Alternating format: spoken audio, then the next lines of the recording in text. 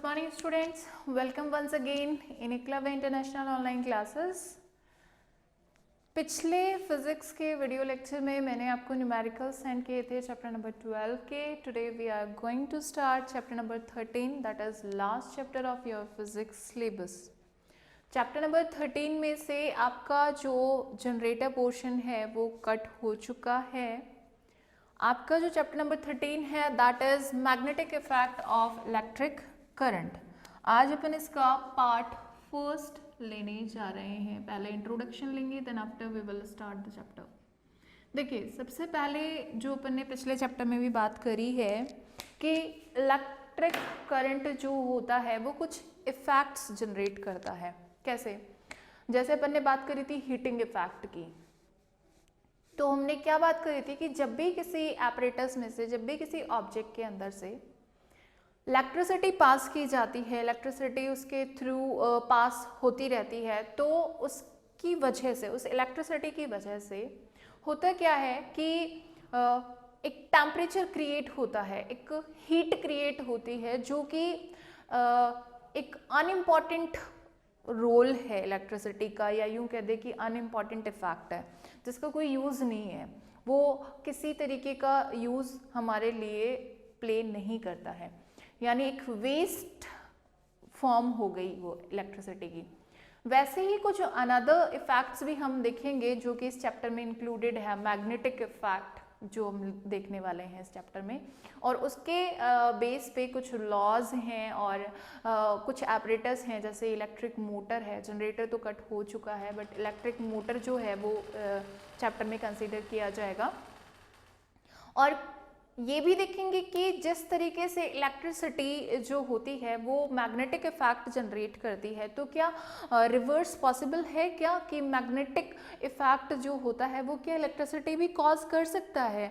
तो वो induced magnetic effect जो इलेक्ट्रिसिटी होती है उसके अंदर हम देखने वाले हैं। तो इस चैप्टर के अंदर बेसिकली हम देखने वाले हैं इलेक्ट्रिसिटी की थ्रू मैग्नेटिक इफेक्ट्स के बारे में, और मैग्नेटिक इफेक्ट्स के थ्रू इलेक्ट्रिसिटी पे होने वाले इम्पैक्ट्स के बारे में। ठीक है, तो सबसे पहले चलिए बात करते हैं कि इलेक्ट्रिसिटी जो है वो है क्या। आपको पता है कि इलेक्ट्रिसिटी क्या है? Flow of charge. Flow of charge किसका कंसीडर करते हैं? बेसिकली हम कंसीडर करते हैं नेगेटिव, यानी इलेक्ट्रॉन्स का फ्लो हम देखते हैं, जो हम पिछले चैप्टर में भी कंसीडर कर चुके हैं कि जो इलेक्ट्रॉन्स होते हैं वो फ्लो करते हैं किसी भी कंडक्टर के थ्रू, और वो जो इम्पैक्ट छोड़ते हैं वो एक तरीके से इलेक्ट्रिसिटी की फॉर्म में हमें नज़र आता है। लेकिन डायरेक्शन दोनों की चेंज होती है, अपोजिट होती है। Direction of the electric current will be opposite to the direction of the electrons flow. ठीक है, आज जो अपन बात कर रहे हैं कि ये जो फ्लो होता है इलेक्ट्रॉन्स का, उसकी वजह से इलेक्ट्रिसिटी क्रिएट होती है, और इलेक्ट्रिसिटी बनने के बाद किस तरीके से वो मैग्नेटिक इफेक्ट जनरेट करती है। जैसे हीटिंग इफेक्ट जनरेट हो रहा था कि इलेक्ट्रिसिटी किसी एपरेटस से जब पास की जा रही थी तो थोड़ा सा टेम्परेचर इंक्रीज हो जाता था, जिसको हीटिंग इफेक्ट बोलते थे, और उस हीटिंग इफेक्ट को यूज़ करके उसको as a important role play करके हमने बहुत सारे एपरेटस को भी बनाया, जैसे कि टोस्टर्स हैं, इलेक्ट्रिक आयरन है ना, अवन्स हैं, तो इनको जनरेट किया उसके बिहाफ पे। तो यहाँ पर हम बात करेंगे कि किस तरीके से मैग्नेटिक फील्ड, पहली बात तो ये कि कैसे पता चलेगा कि मैग्नेटिक कैरेक्टर, मैग्नेटिज्म जो होता है वो मैग्नेटिक कैरेक्टर किस तरीके से इलेक्ट्रिसिटी को किस तरीके से आप एक्सप्लेन करेंगे कि वो मैग्नेटिक इफेक्ट जनरेट करती है। तो एक एग्जाम्पल ले रहे हैं यहाँ पे, एक सर्किट का एग्जाम्पल ले रहे हैं जिसके अंदर आपको करना क्या है कि एक वायर लेना है और उस वायर को वर्टिकली किसी भी पेपर पे आपको वर्टिकली एडजस्ट कर देना है। यानी मान लीजिए कि ये एक पेपर है, तो इसके ऊपर इस तरीके से आपको वायर रखना है। अब इस वायर को आपको सर्किट के थ्रू क्या करना है? अटैच करना है विथ दी बैटरी। किससे अटैच किया हुआ है? एक तो बैटरी लगी हुई है, एक की लगी हुई है और एक रेसिस्टर है। तो मान लीजिए यहाँ पर एक आर अपन ने इंक्लूड कर दिया इसके अंदर, यहाँ की लगा दी है प्लग, और यहाँ पर अपन ने जोड़ा हुआ है बैटरी को, ठीक है, यहाँ पर इस तरीके से। अब ये positive to negative pole electricity flow का डायरेक्शन हो जाएगा। तो आपको पता है कि इसके अंदर जो इलेक्ट्रिसिटी फ्लो होगी वो अप टू डाउन होगी, ठीक है, इस तरीके से फ्लो होगा। करना क्या है कि ये जो आपने वायर रखा है वर्टिकली टू दी पेपर या जो भी टेबल आपने रखी हुई है, उसके पास आपको लेके जाना है एक मैग्नेटिक कंपास को, ठीक है। क्या लेके जाना है, एक आपको लिखना है। देखिए एक्टिविटी 13.1 को कंसीडर करिए, उसके अंदर आपने लिखा हुआ perpendicular to the plane of paper, आपको एक्स वाई वायर को कैप्ट करना है और फिर एक स्मॉल कंपास रखना है, मैग्नेटिक निडल जिसको आप बोलते हो, किसके पास, उस वायर के पास, यानी ये वाला जो वायर है एक्स वाई, इसके पास आपका ये कंपास रखा जाएगा। आपको पता है कंपास के अंदर दो पोल्स होते हैं, एक होता है नॉर्थ और एक होता है साउथ। तो आपको इस तरीके से यहाँ पर पोल्स दिखेंगे एन एंड एस, जिस पे निडल होगी, ठीक है। नॉर्थ और साउथ के अंदर ही प्लेस करता है, इस तरीके से बने हुए होते हैं। तो आप देखेंगे कि जैसे ही ये इलेक्ट्रिसिटी पास होगी ना, पहले आपको कुछ नहीं करना, प्लग ऑन नहीं करना है या की को प्लग में नहीं लगाना है, पहले आपको निडल को ऐसे ही देखना है। तो ये नॉर्थ साउथ के अंदर एज इट इज एग्जिस्ट करेगी, but after some time when you will keep the key into the plug, then you will see that when electricity will flow through the wire, तो इसके अंदर आपको क्या दिखेगा, deflection दिखेगा, यानी ये जो निडल है वो अपनी पोजीशन से डिफ्लेक्ट हो जाएगी, इस तरीके से डिफ्लेक्शन आपको दिखाई देगा, इस तरीके से मूव करेगी ये, ठीक है।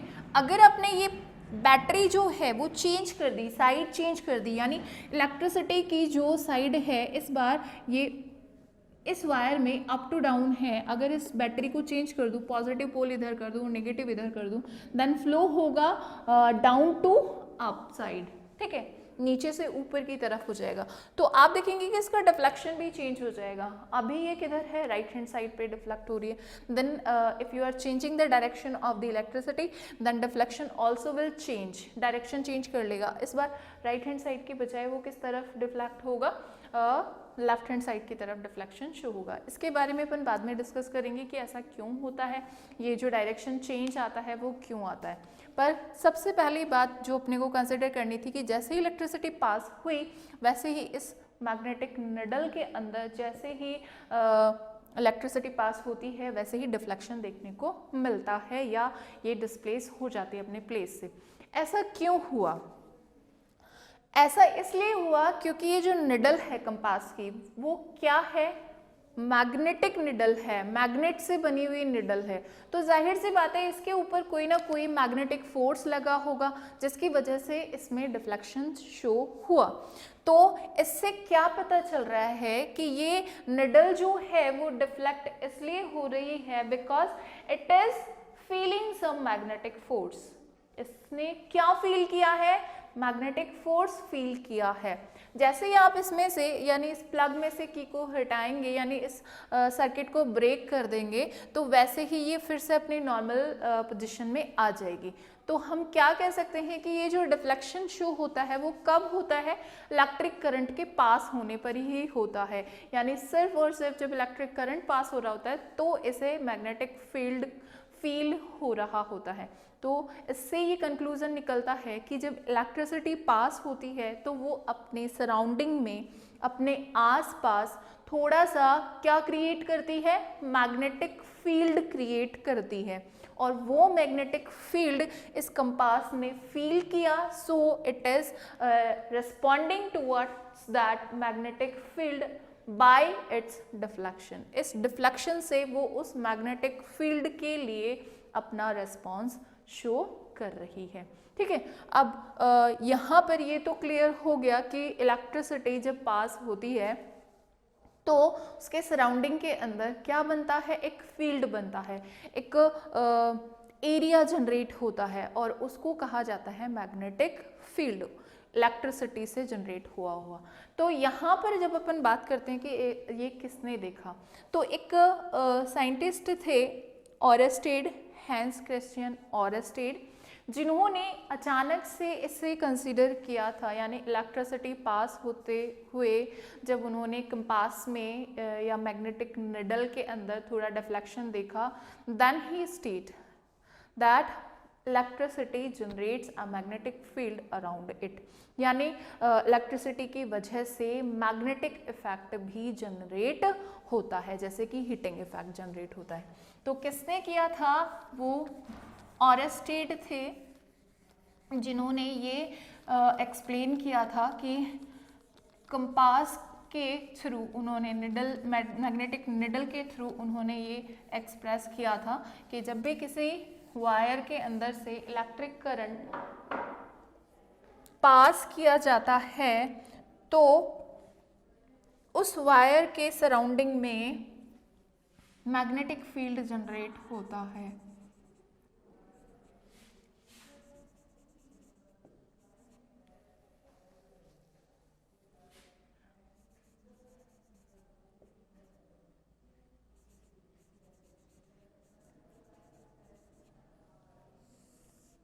ये साइंटिस्ट थे जिन्होंने ऐसा एक्सप्लेन किया था। इनके सरनेम को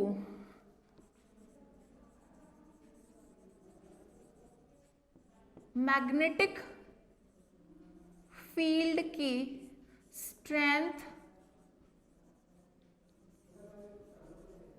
बताने के लिए यूज किया जाता है। मैग्नेटिक फील्ड की स्ट्रेंथ को ऑरेस्टेड के अंदर कंसीडर किया जाता है in the honour of scientist.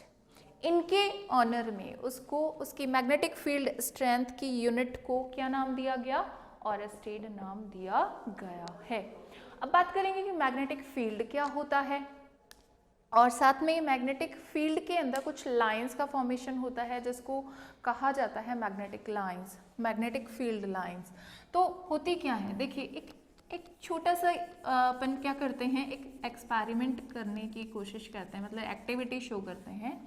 किस तरीके से करेंगे, देखिए मेरे पास कोई थिंग्स नहीं है, बट मैं सिर्फ आपको बताऊंगी कि ये किस तरीके से होगा। आपको क्या लेना है, आयरन का बुरादा लेना है, लोहे का बुरादा, ठीक है, और उसको किसी कार्डबोर्ड पे रखना है। देखिए एक कार्डबोर्ड लिया अपन ने,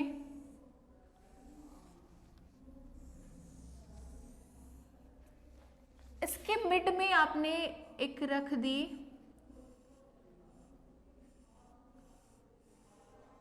बार ऑफ मैग्नेट,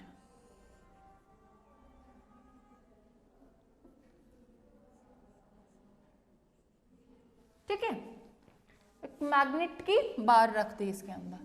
अब यहाँ पर आपने किसी भी स्प्रिंकलर से, जैसे कि वो होता है ना अपने पास सॉल्ट स्प्रिंकल, तो सॉल्ट को स्प्रिंकल करने के लिए अपन सॉल्ट स्प्रिंकलर यूज़ करते हैं, वैसे ही कुछ भी यूज़ कर लीजिए। स्प्रिंकल करना है, मतलब चाहे जहाँ ऐसे, मतलब ज़्यादा एक जगह पे इकट्ठा नहीं होना चाहिए। तो चारों तरफ आपको क्या करना है, इसमें आयरन डाल देना है, ठीक है। अब आयरन जब आप इसके अंदर स्प्रिंकल कर देंगे, यहाँ पर इसके आसपास नहीं करना है क्योंकि ये चिपका लेगा, कोई मैनर नहीं है उसका। तो यहाँ स्प्रिंकल करने के बाद आपको इस कार्डबोर्ड को क्या करना है, टैप करना है, टैप टैप टैप, मतलब थोड़े टाइम के लिए टैप करना है। तो आप देखेंगे कि जो आपने इसके अंदर आयरन का वो जो पाउडर डाला था, वो कुछ लाइंस के साथ इस तरीके से अरेंज हो जाता है इसके चारों तरफ। ये कुछ इस तरीके से लाइंस में अरेंज होता है। आप चाहे तो इसको फिगर से भी देख सकते हैं। मैं आपको बताऊं, इसमें पेज नंबर आपका है 224, उसके अंदर आपको दिया हुआ है फिगर नंबर 13.2, उसके अंदर आप देख सकते हैं इस तरीके से कुछ लाइंस के साथ में वो अरेंज हो जाता है। तो ये बेसिकली जो ये लाइंस हैं जो आयरन को अरेंज करने के लिए सपोर्ट कर रही है, these lines are known as a magnetic field lines. इनको क्या कहा जाता है? ये होती है मैग्नेटिक फील्ड लाइंस कहलाती है। इस तरीके से अरेंज हो जाएगा ये, ठीक है। तो ये मैग्नेटिक फील्ड लाइंस होती है। और जहाँ तक ये मैग्नेटिक इफेक्ट देखने को मिलता है, उस पूरे फील्ड को क्या कहा जाता है? मैग्नेटिक फील्ड कहा जाता है। The area in which we can see the effect of magnet, जितने एरिया में हम इस मैग्नेट के इफेक्ट को देख पाएंगे, that all area is known as a magnetic field। उसे पूरे को हम क्या कहेंगे? उसका मैग्नेटिक फील्ड कहेंगे। एंड अराउंड द मैग्नेट जो कि लाइंस की फॉर्म में आपको फील्ड नजर आएगा, जिसमें कि आयरन की लाइंस अपन देख पाएंगे। These lines shows the magnetic field lines. देखिए, इन लाइंस को आप इजीली क्रिएट भी कर सकते हैं। कैसे करना है? क्रिएट करने के लिए आपको क्या करना है? क्रिएट करने के लिए ये एक्सपेरिमेंट भी है हायर क्लासेस के अंदर फिजिक्स का, मैग्नेटिक फील्ड लाइंस को जनरेट करने का। तो उसमें करना क्या होता है? आपको मैग्नेटिक बार चाहिए होती है और एक कंपास चाहिए होता है, ठीक है। तो उसके लिए आपको करना क्या होता है? एक शीट लगानी होती है, बड़ी सी व्हाइट बोर्ड शीट लगानी होती है। उसके मिड के अंदर आपको रखना होता है मैग्नेट बार को। इस तरीके से आप किसी शीट के मिड में इस मैग्नेट बार को रख दीजिए, ठीक है। आपको ये तो पता ही है कि मैग्नेट जो होती है ना, वो हमेशा जनरली जो नॉर्मल कंडीशन में होती है, जब उसको हैंग किया जाता है तो वो क्या करती है? एक डेफिनेट डायरेक्शन में हैंग होती है, एक डेफिनेट डायरेक्शन के अंदर वो अपनी पोजीशन को लेती है, और वो होता है नॉर्थ और साउथ। अगर किसी मैग्नेट बार के ऊपर पहले से इंटीमेट हो कि उसका नॉर्थ पोल कहाँ है, उसका साउथ पोल कहाँ है, तो उसके अकॉर्डिंग आप देख सकते हैं कि वो हमेशा नॉर्थ और साउथ के अंदर ही अपनी पोजीशन को गेन करती है। और उसमें भी जो नॉर्थ साइड को एक तरीके से शो करने वाला, जैसे इस मार्कर को ही मान लेते हैं, इस मार्कर को अपन मान लेते हैं मैग्नेटिक बार। मैंने इसको यहाँ से मिड में से क्या कर दिया? टाई कर दिया किसी भी थ्रेड के थ्रू। मैग्नेट बार है ये, अभी इस टाइम पर अपन अज्यूम कर रहे हैं इसको।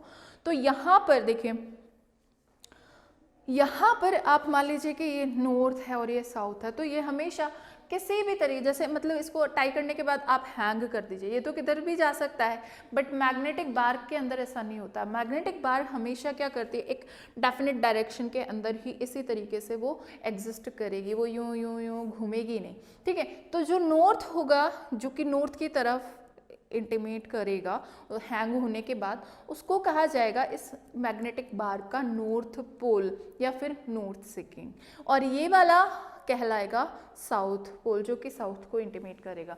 तो एक तरीके से जो बार होती है मैग्नेटिक बार, उसमें दो पोल्स होते हैं, एक नॉर्थ पोल होता है, एक साउथ पोल होता है। और इन नॉर्थ और साउथ पोल में भी ये देखा जाता है कि सेम पोल्स जो होते हैं वो एक दूसरे को हमेशा क्या करते हैं?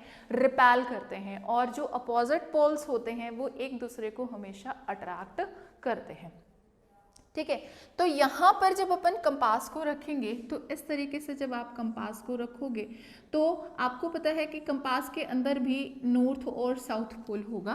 तो यहाँ पर जब नॉर्थ पोल की तरफ आप रखोगे तो उसका साउथ पोल इसको इंडिकेट करेगा, ठीक है, और यहाँ नॉर्थ पोल होगा। अब जैसे ही आपने रखा तो ये नॉर्थ पोल यहाँ, साउथ पोल इस नॉर्थ पोल के साथ में बिल्कुल एक दूसरे के साथ अट्रैक्ट होंगे, तो एक दूसरे के साथ रहेंगे, और जो नॉर्थ पोल होगा वो पीछे की तरफ चला जाएगा due to the attraction between the opposite poles. तो ये जो कंपास आपने रखा, उसका साउथ पोल आपको दिख रहा होगा कि नॉर्थ पोल की तरफ आपको दिखाई दे रहा है, और नॉर्थ पोल कहाँ चला गया? बिल्कुल पीछे की तरफ। अब जहाँ पर इसका नॉर्थ पोल है ना, वहाँ डॉट लगा दीजिए। फिर इसी को उठा के, इस कंपास को उठा के और फिर उस डॉट पे रखिए, उस डॉट पे, और इसकी एरो को उस डॉट पे ले जाइए। आप देखेंगे कि ये थोड़ा सा ऐसे घूम जाएगा, ऐसे घूमेगा, और ये साउथ पोल यूँ आ जाएगा और ये नॉर्थ पोल यहाँ चला जाएगा। फिर इसको यहाँ डॉट लगाइए, फिर आप कंपास को रखिए। इस तरीके से आप ऐसे डॉट लगाते जाइए, उठा के लगाते जाइए। लास्ट में आके कंडीशन क्या होगी कि इसका जो नॉर्थ पोल होगा वो बिल्कुल यहाँ पे दिखाई दे रहा होगा और साउथ पोल इस वाले पॉइंट पे दिखाई दे रहा होगा। तो यहाँ पे नॉर्थ पोल किसको अट्रैक्ट कर रहा होगा? साउथ पोल को, इस बार मैग्नेट के। तो एक तरीके से आप इनको इरेज अगर करें ना, इन कंपास की पोजीशंस को इरेज अगर करें, तो आपके जो ये डॉट्स जो आपको इंटीमेट होंगे यहाँ पे, वो एक क्या बताएंगे? मैग्नेटिक फील्ड लाइन को बताएंगे।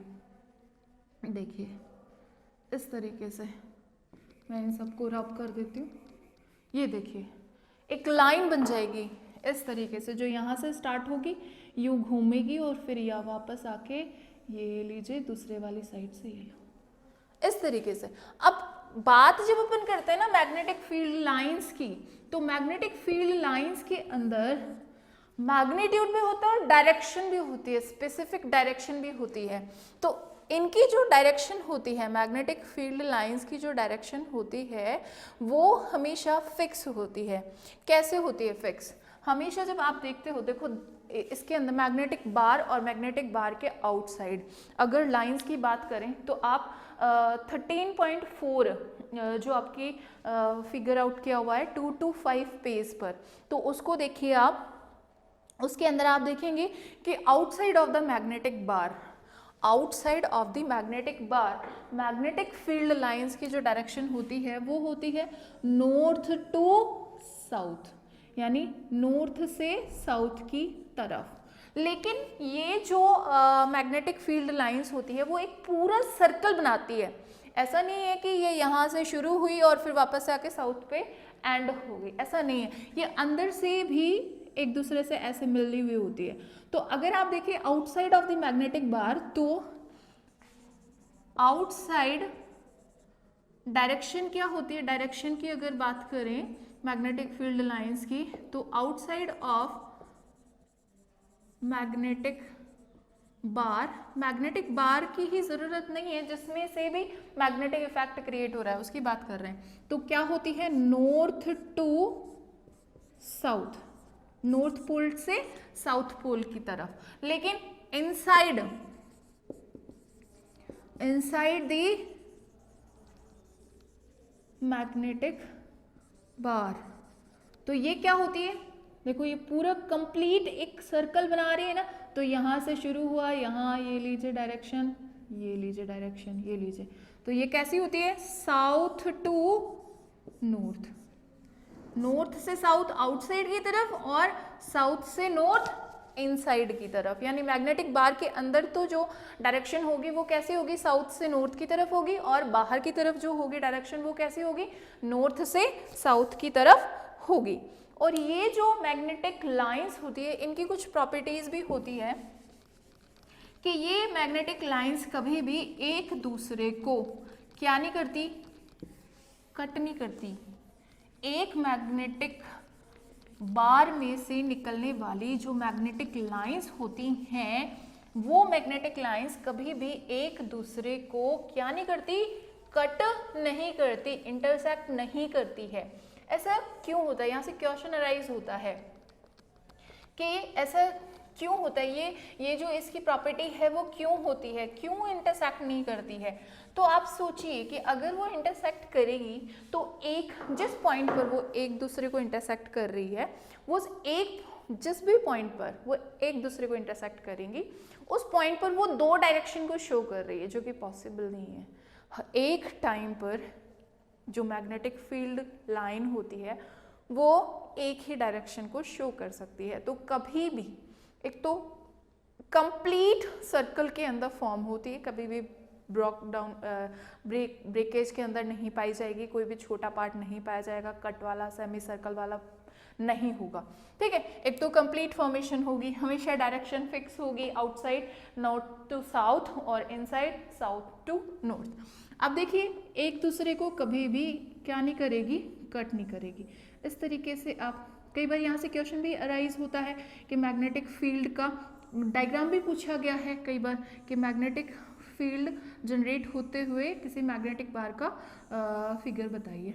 तो आपको सिर्फ डायरेक्शन बतानी है कि किस तरीके से होता है। देखिए यहाँ पे सेंटर पे आने के बाद ये बिल्कुल ऐसा सीधी हो जाती है, ये देखिए ये बिल्कुल सीधी से दिखाई देती है, ठीक है। तो यहाँ देखिए ये होगा नॉर्थ से साउथ यू डायरेक्शन है ना, और इनका होगा ये लीजिए बाहर की तरफ निकलते हुए इधर से अगर देखेंगे तो आप ये होगा नॉर्थ से साउथ, ये लीजिए। अब इनकी अगर बात करें ना कि मैग्नेटिक फील्ड का जो इम्पैक्ट होगा वो किस पे डिपेंड करेगा, इन लाइंस की क्राउडिंग पे डिपेंड करेगा। देखो यहाँ पर आपके 225 पेज नंबर पर जो सेकेंड लास्ट पैराग्राफ है ना उसके अंदर इसकी डिटेलिंग दे रखी है। इसमें लिखा हुआ है कि relative strength of magnetic field, जो आप देखेंगे इनमें रिलेटिव स्ट्रेंथ जो अगर आपको देखनी है मैग्नेटिक फील्ड की रिलेटिव स्ट्रेंथ कहाँ पर सबसे ज़्यादा होगी, तो वो डिपेंड करता है crowding of the magnetic lines. Magnetic lines की क्राउडिंग आपको कहाँ ज़्यादा नजर आ रही है, पोल्स पे। तो हमेशा ध्यान रखिएगा कि मैग्नेटिक बार की जो स्ट्रेंथ होती है वो पोल्स पे सबसे ज़्यादा होती है बजाय किसी अनदर प्लेस पे, क्योंकि देखिए यहाँ पर देखिए बहुत दूर दूर दूर दूर है, जबकि यहाँ देखो एक के पास एक बहुत सारी लाइंस एक के साथ एक रहती है। तो सबसे ज़्यादा स्ट्रेंथ जो होती है मैग्नेटिक फील्ड की किसी भी मैग्नेटिक बार में वो कहाँ पर आपको सबसे ज़्यादा देखने को मिलती है, उसके पोल्स पर सबसे ज़्यादा देखने को मिलती है, ठीक है। तो ये हुआ आपका मैग्नेटिक फील्ड क्या होता है, मैग्नेटिक लाइंस क्या होती है, मैग्नेटिक लाइंस किस तरीके से जनरेट होती है, और मैग्नेटिक लाइंस का जो डायरेक्शन होता है वो किस तरफ से किस तरफ होता है, और इनकी स्ट्रेंथ जो होती है वो कहाँ ज़्यादा होती है, और साथ में कि ये कैसी प्रॉपर्टी शो करती है, पूरा कंप्लीट एक सर्कल शो करती है, कंप्लीट होती है एक सर्कल की फॉर्म में, प्लस ये कभी भी एक दूसरे को इंटरसेक्ट नहीं करती है। क्यों नहीं करती है, क्योंकि एक ही टाइम पर दो डायरेक्शन बता पाना पॉसिबल नहीं होता है, एक टाइम पर एक ही डायरेक्शन शो की जा सकती है।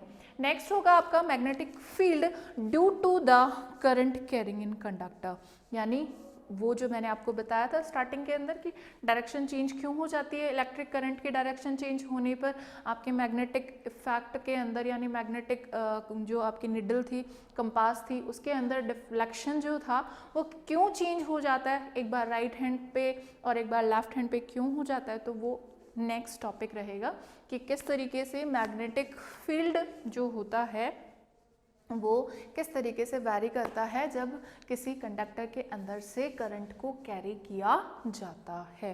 तो आज का जो इंट्रोडक्शन पार्ट था चैप्टर 13 का वो था कि किसने इसे सबसे पहले डिस्कवर किया, और स्टेड ने किया था। किस तरीके से किया था, किसी वायर के पास कंपास को रख के किया था और देखा था कि कंपास में थोड़ा डिफ्लेक्शन देखने को मिलता है। तो वो क्यों होता है, उसका रीज़न इन्होंने बताया कि करंट जब फ्लो होता है किसी भी वायर के थ्रू या किसी भी एपरेटस के थ्रू, तो उस एपरेटस में उस वायर के अंदर उसके सराउंडिंग में मैग्नेटिक इफेक्ट जनरेट होता है, जिसकी वजह से कंपास या निडल में, मैग्नेटिक निडल में डिफ्लेक्शन देखने को मिलता है। और किस तरीके से वो मैग्नेटिक फील्ड जनरेट होता है, लाइंस कैसे जनरेट होती है, वो आज अपन ने किया। तो आज के लिए इतना ही रखते हैं, नेक्स्ट टॉपिक नेक्स्ट वीडियो में लेंगे। तो आज के लिए इतना ही। Thank you and have a nice day.